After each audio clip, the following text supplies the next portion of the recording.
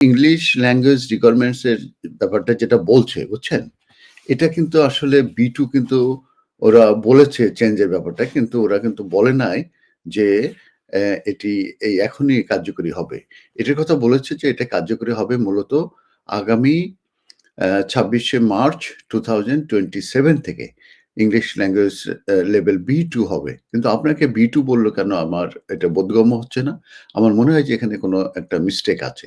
আর second যেটা হচ্ছে যে আপনি সেটেলমেন্টের সময় যদি ইংলিশ ল্যাঙ্গুয়েজ রিকোয়ারমেন্ট স্যাটিসফাই করেন সেটা কিন্তু আর ন্যাচারালাইজেশন এর সময় স্যাটিসফাই করার প্রয়োজন পড়ে না।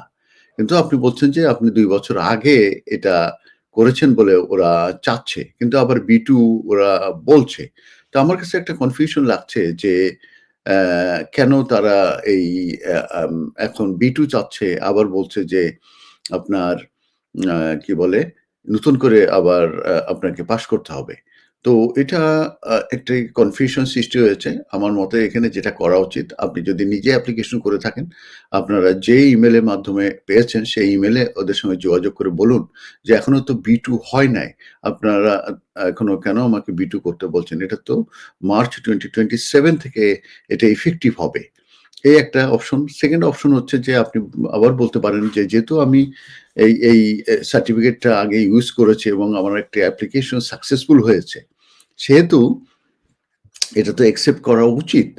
সেভাবে দিয়ে আপনি আরেকটা রিপ্রেজেন্টেশন দিতে পারেন। এই রিপ্রেজেন্টেশনে তারা আনসার দিবে। সেইটা আনসার দেওয়ার উপরে আপনি আ মূলত আ পদক্ষেপ নেবেন। এই মুহূর্তে এই ছাড়া আমি আর কোনো অ্যাডভাইস দেখতে পাচ্ছি না। আমার মনে হয় যে এইটা আপনারা করুন। ধন্যবাদ আপনাকে আপনার প্রশ্ন করার জন্য।